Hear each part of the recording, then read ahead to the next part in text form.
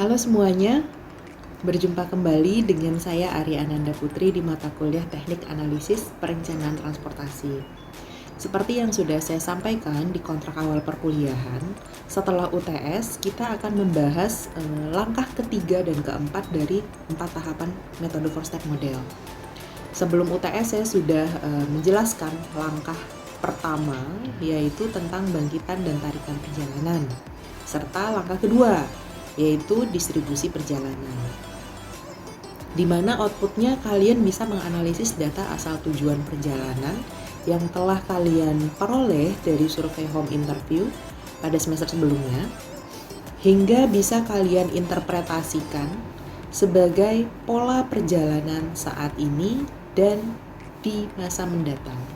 Seperti yang saya janjikan, sekarang kita akan membahas terkait langkah selanjutnya setelah UTS ini, yaitu tentang pemilihan moda dan pembebanan perjalanan. Nah, untuk pertemuan kali ini, saya akan mengulas tentang langkah yang ketiga dulu, yaitu terkait pemilihan moda, atau biasa juga kita kenal dengan istilah mode choice atau moda split. Itu adalah hal yang sama, hanya berbeda dalam penyebutannya saja.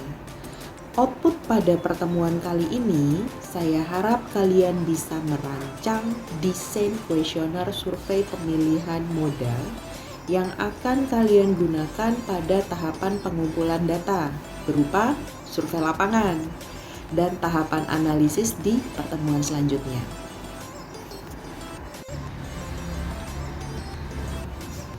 Apa itu pemilihan moda? Kalau dari kata-katanya sudah sangat jelas ya. Yang kalian pikirkan itu benar. Pemilihan moda merupakan tahapan di mana si pelaku perjalanan, yaitu kita, memilih moda yang akan digunakan menuju lokasi tujuan. Berdasarkan apa? Berdasarkan kebutuhan masing-masing. Contohnya, saya dan Latisha sama-sama mau mudik ke kota Solok. Ada yang pernah dengar kota Solok? Bukan kota Solo loh. Solo plus K. Bagi yang belum pernah dengar, saya kasih info, kota Solok merupakan salah satu kota di Sumatera Barat. Nah, saya rencananya mau mudik nih, menggunakan moda mobil pribadi. Sedangkan Tisha lebih memilih naik pesawat. Dari contoh kasus tadi, bisa kita ambil kesimpulan sementara, yaitu lokasi tujuannya sama, tapi moda yang dipilih berbeda. Saya menggunakan mobil pribadi, sedangkan Latisha menggunakan moda pesawat. Pertanyaan berikutnya akan muncul. Kenapa moda yang digunakan berbeda, padahal tujuannya sama? Nah, disinilah kebutuhan masing-masing si pelaku perjalanan menjadi pertimbangan utama. Latisha lebih memilih menggunakan pesawat karena waktu liburnya hanya 4 hari, sedangkan saya waktu liburnya 10 hari. Dari sisi waktu, pilihan moda pesawat memang lebih menguntungkan. Ke Solok itu cukup butuh 2,5 jam sampai di tujuan. Sehingga waktu liburnya Latisha yang hanya 4 hari tadi bisa digunakan dengan efektif. Sedangkan saya yang menggunakan mobil pribadi butuh waktu 2 hari di perjalanan dari Bekasi ke Solok. Karena jarak Bekasi Solok itu sekitar 1.300-an kilometer melalui jalur darat. Total waktu yang hilang yang saya gunakan di perjalanan itu sebanyak 4 hari untuk pulang pergi. Sehingga waktu libur saya itu cuma tersisa 6 hari. 4 harinya di perjalanan. Selain itu, Latisha berangkat sendiri, sedangkan saya satu rombongan, plus anak-anak ya, totalnya 4 orang. Dari segi biaya, pasti biaya yang saya keluarkan untuk satu kali perjalanan pulang pergi dengan moda pesawat itu 4 kali lipat lebih tinggi dibandingkan biaya perjalanan yang dikeluarkan oleh Latisha. Makanya saya akan memilih menggunakan alternatif moda lainnya. Kalau berbicara dari sisi kenyamanan, keamanan, keselamatan, dan kata kerja lain yang berimbuhan ke berakhiran an, itu relatif ya, tergantung persepsi dari si pelaku perjalanan. Di sini bisa kita ambil kesimpulan bahwa pemilihan moda cenderung dipilih berdasarkan jarak, waktu, dan biaya perjalanan. Dari ketiga indikator ini, kita bisa mengurutkan berdasarkan prioritas dalam pemilihan moda tersebut. Kira-kira apa menurut kalian? Bisa ditulis di kolom komentar. Wah, ada banyak nih sudut pandangnya. Ada yang menyebutkan waktu, jarak, dan biaya. Ada lagi yang bilang jarak, waktu, dan biaya. Dan ada juga yang menyebutkan biaya, jarak, dan waktu. Banyak lagi lain-lain. Gak semuanya akan saya sebutkan ya satu persatu karena banyak ini.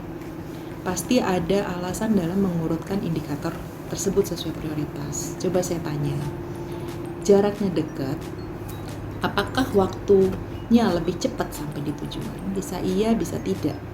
Jika daerahnya belum kenalan dengan kemacetan, jarak dekat artinya waktu tibanya juga cepat. Itu tidak diragukan lagi. Dengan catatan si pelaku perjalanan tidak melipir sana-sini, alias langsung ke lokasi tujuan. Tapi apa kabar untuk daerah yang bukan sekedar kenal lagi dengan kemacetan, tapi sudah jadi sahabat, alias bestie ya kalau istilah anak zaman now. Jaraknya dekat, tapi kalau macet, waktu tiba Anda belum tentu sesuai dengan target. Hal ini yang berlaku di ibu kota saat sekarang ini. Tua di jalan, karena kelamaan di jalan gak nyampe-nyampe di lokasi tujuannya. Kalau udah kena macet, bahan bakar juga pasti cepat habis, sehingga biaya operasional kendaraannya pasti meningkat. Nyampe tujuan, misalnya saya contohin kantor, nyampe kantor sudah telat, biaya bahan bakar kendaraan yang meningkat. Parahnya lagi ada potongan take home pay. Take home pay karena keterlambatan tadi. Artinya waktu akan mempengaruhi biaya perjalanan si pengguna jasa. Pasti familiar dong dengan istilah time is money. Nah, ini berlaku dalam memilih moda transportasi yang tepat. Dari sini dapat kita simpulkan, biaya merupakan indikator utama dalam pertimbangan seseorang untuk memilih moda apa yang akan digunakan menuju lokasi tujuannya. Selanjutnya adalah pertimbangan waktu dan jarak. Oke, berikutnya kita akan membahas faktor-faktor apa saja yang mempengaruhi pemilihan moda seseorang dalam melakukan perjalanan. Faktornya terbagi menjadi 4 kategori, teman-teman, yaitu karakteristik pengguna jalan, karakteristik pergerakan, karakteristik fasilitas moda transportasi, dan karakteristik suatu kota. Kita akan bahas satu persatu, dimulai dari kategori karakteristik pengguna jalan. Yang pertama, di mana ada 4 faktor yang mempengaruhinya. Yang pertama yaitu kepemilikan kendaraan pribadi. Jika seseorang memiliki 2 jenis kendaraan yang berbeda, misalnya motor dan mobil nih, maka akan memungkinkan bagi si pengguna untuk lebih leluasa dalam memilih moda menuju lokasi tujuannya. Jika jaraknya dekat, bisa menggunakan motor. Jarak jauh, bisa menggunakan mobil. Tapi kalau lokasi tujuannya daerah yang crowded, saya yakin pasti motor bisa cenderung dia memilih motor untuk jadi pilihan yang lebih efisien. Sedangkan bagi pengguna jasa yang hanya memiliki satu kendaraan saja, misalnya motor nih, maka saat melakukan perjalanan yang jauh, dia tidak akan menggunakan motor, namun lebih memilih moda angkutan umum atau pilihan angkutan online. Untuk saat ini, kecenderungan masyarakat memang masih tinggi menggunakan kendaraan pribadi, karena memang lebih fleksibel ya dibandingkan angkutan massal di Indonesia saat ini. Contoh, malam-malam mendadak harus ke rumah sakit nih, pasti akan lebih cepat jika menggunakan kendaraan pribadi, karena angkutan massal tidak beroperasi selama 24 jam. Waktu pelayanannya itu terbatas. Kedua, kepemilikan surat izin mengemudi. Siapa di sini yang punya adik atau saudara sepupu atau keponakan yang usianya belum 17 tahun tapi sudah menggunakan kendaraan pribadi? Paling enggak naik motor kalau ke sekolah. Pasti banyak ya.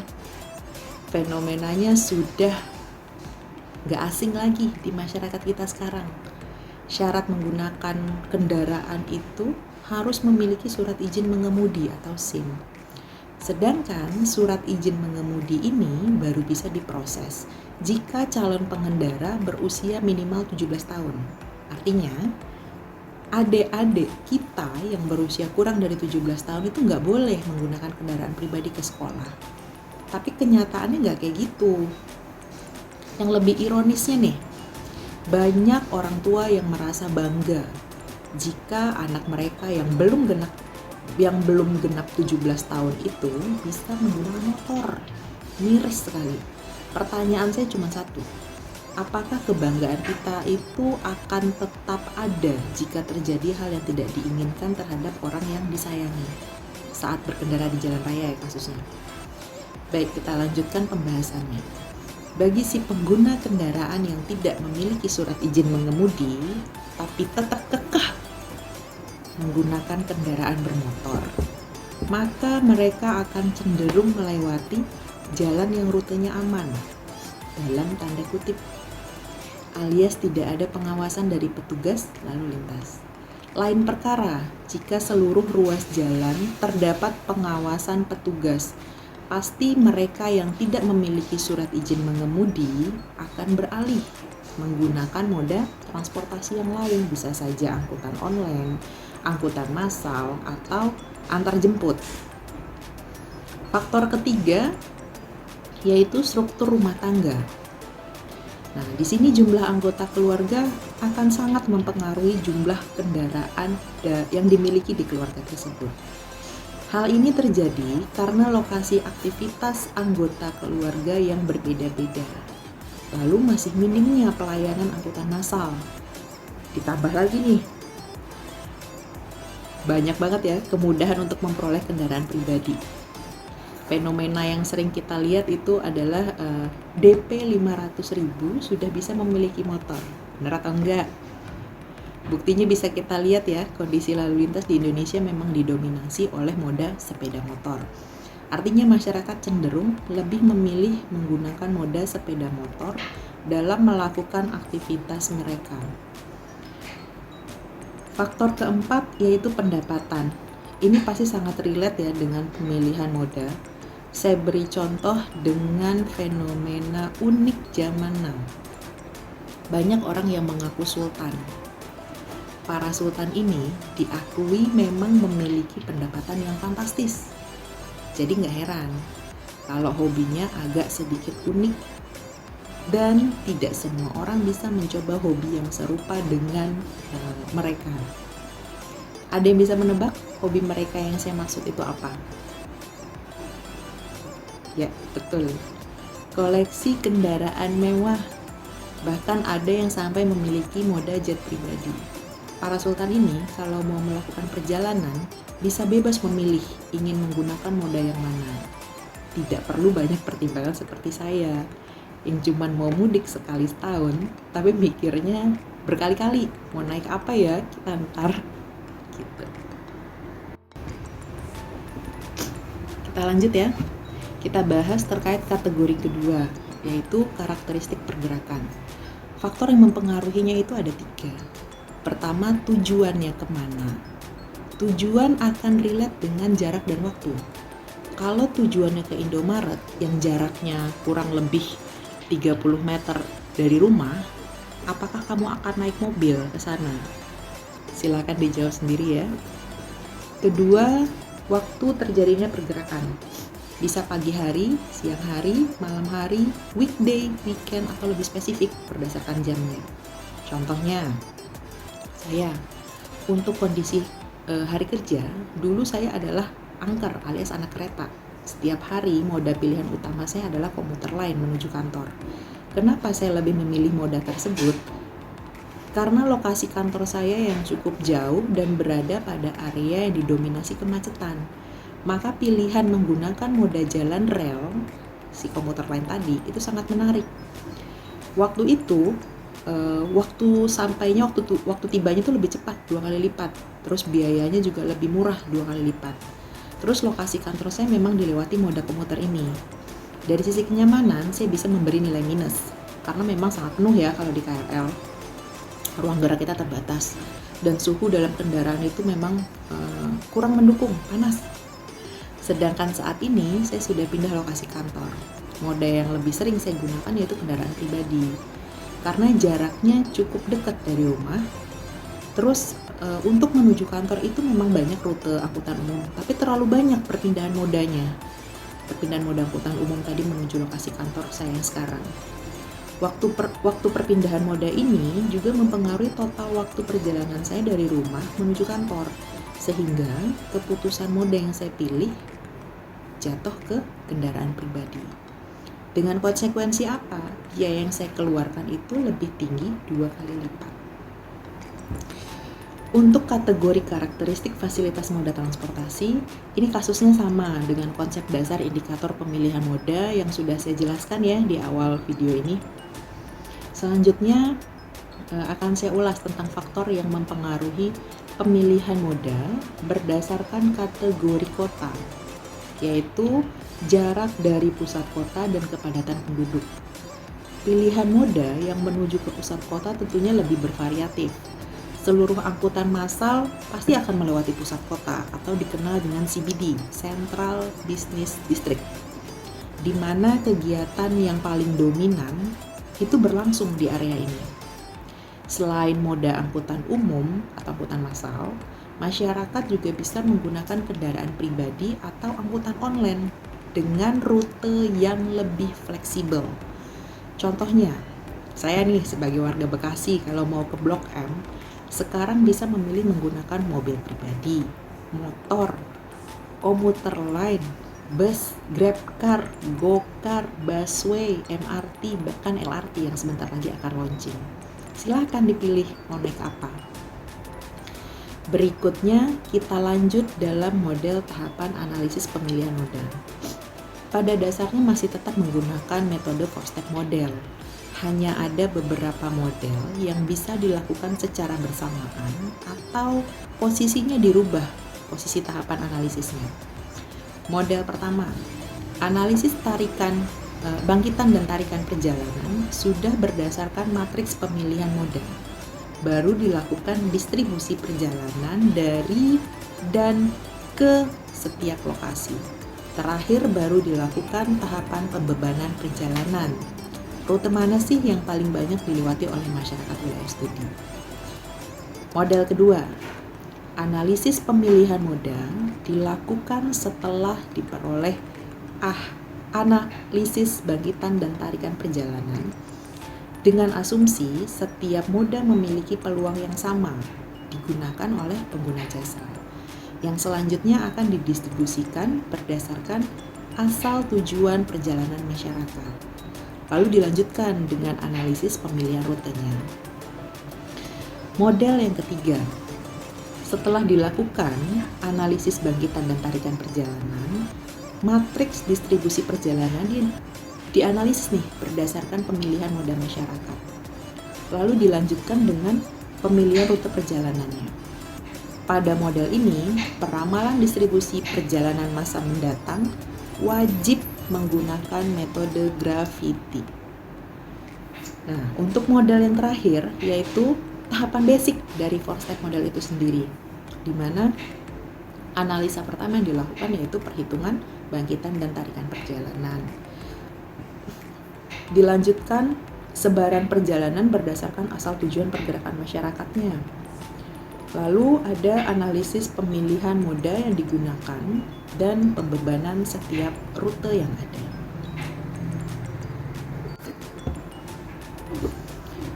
Penelitian terkait pemilihan moda harus membandingkan dua moda secara spesifik, sesama angkutan massal atau angkutan massal versus kendaraan pribadi atau angkutan massal versus angkutan barang. Tidak diperbolehkan membandingkan antara sesama kendaraan pribadi, karena output penelitian adalah bagaimana solusi permasalahan agar pengguna kendaraan pribadi bersedia untuk berpindah menggunakan angkutan massal. Nah, untuk melakukan penelitian ini, kita membutuhkan data yang dikumpulkan melalui survei lapangan. Tentukan dua jenis moda kendaraan secara spesifik yang akan diteliti, lalu rancanglah desain kuesioner survei yang terdiri dari reveal preference dan stated preference. Atribut kuesioner wajib memuat pertanyaan terkait biaya dan waktu perjalanan, selain pertanyaan lainnya ya untuk mendukung kebutuhan penelitian kalian. Untuk kombinasi kuesioner stated preference dilakukan menggunakan orthogonal design dengan bantuan aplikasi SPSS, di mana kombinasi waktu dan biaya yang akan dibandingkan akan diacak berdasarkan setiap kemungkinan yang akan terjadi. Untuk tutorial orthogonal design ada di link YouTube saya yang lain. Nanti linknya akan saya cantumkan di kolom deskripsi.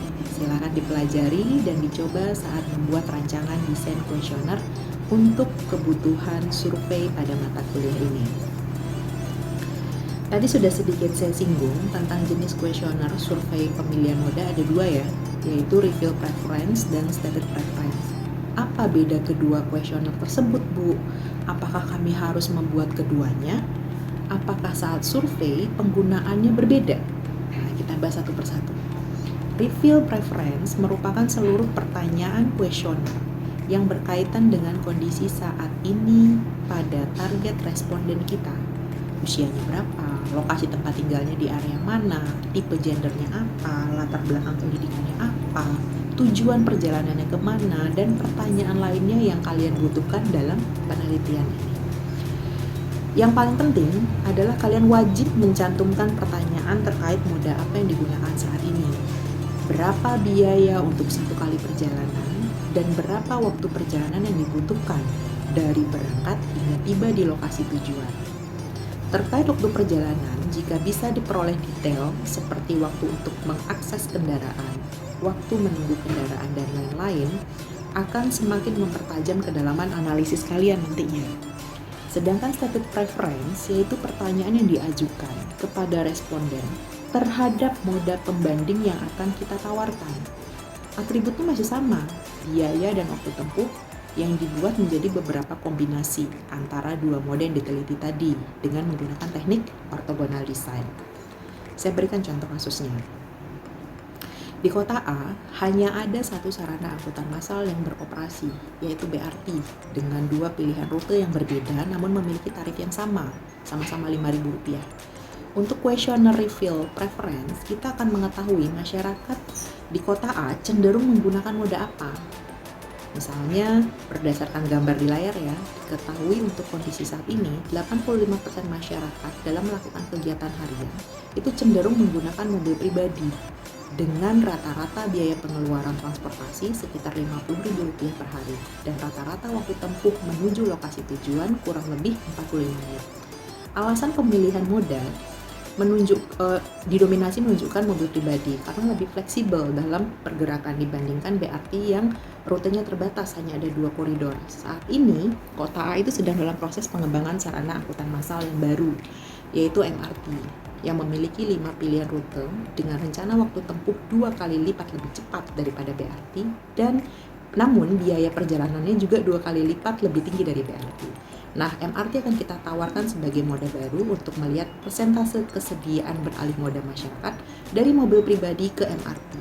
Untuk mendapatkan persentase kesediaan pindah moda tadi, kita membutuhkan kajian lebih dalam, di mana perlu dilakukan pengumpulan data berupa survei pemilihan moda MRT dan mobil pribadi. Data-data terkait biaya dan waktu tempuh untuk moda yang baru akan kita lampirkan sebagai atribut pertanyaan pada kuesioner stated preference. Mungkin saja beberapa responden menunjukkan adanya kesediaan untuk berpindah moda dari mobil pribadi tadi ke MRT. Hasil survei inilah yang akan diteliti untuk menganalisis berapa tarif yang akan di-launching oleh pihak MRT untuk mendapatkan persentase pengguna di angka yang diinginkan. Kedua jenis kuesioner ini wajib dibuat karena keduanya akan ditanyakan kepada responden.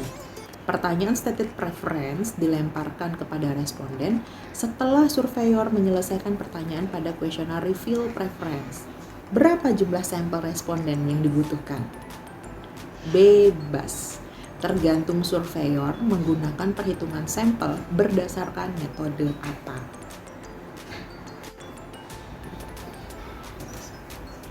Ini adalah contoh kuesioner survei pemilihan moda kereta cepat Jakarta-Bandung dengan mobil pribadi. Silahkan bisa dilihat ya di masing-masing layar kalian apa saja atribut pertanyaan yang diajukan pada kuesioner reveal preference. Pertanyaan nomor 18 itu terkait dengan kesediaan si pengguna jasa untuk berpindah ke moda yang akan ditawarkan. Nah, ini merupakan pertanyaan penghubung untuk pertanyaan pada kuesioner stated preference yang selanjutnya akan kalian tanyakan. Berikutnya ini adalah contoh kuesioner stated preference. Tabel kombinasi pilihan diperoleh dengan menggunakan teknik orthogonal design. Untuk membuat ortogonal design dibutuhkan data awal terkait waktu dan biaya dari dua moda yang kita teliti tadi. Walaupun MRT belum launching, tapi kita bisa memperoleh informasi terkait rencana waktu tempuh dan biaya dari pihak operator MRT. Sedangkan data terkait kendaraan pribadi bisa dilakukan dengan melakukan survei pribadi. Oke, sebelum closing, saya akan mereview kesimpulan pertemuan kali ini. Jadi indikator utama saat seseorang memutuskan untuk memilih moda apa yang akan digunakan menuju lokasi tujuan adalah faktor biaya dan waktu tempuh. Kemacetan yang menjadi polemik masalah transportasi saat ini dikarenakan dominasi pergerakan yang menggunakan kendaraan pribadi. Kita sebagai insan transportasi harus berusaha untuk merubah kondisi ini menjadi lebih baik. Salah satunya dengan menggiring mindset para pelaku perjalanan untuk bersedia beralih menggunakan moda angkutan massal. Betul. Bagaimana caranya? Dengan melakukan analisis terkait survei pemilihan moda yang akan diteliti. Nah, survei itu butuh rancangan kuesioner. Apa saja atribut pertanyaannya dan bagaimana merancangnya dengan baik. Sehingga hasil survei tadi bisa menghasilkan analisa yang tepat sebagai dasar pengambilan keputusan terhadap permasalahan transportasi. Buat kalian, para generasi Z yang sudah selesai menonton video pembelajaran kali ini, jika terdapat pertanyaan bisa tulis di kolom komentar. Semoga video penjelasan kali ini bermanfaat buat kalian. Dan jangan lupa untuk like, share, dan subscribe ya. Terima kasih, sampai jumpa di materi selanjutnya.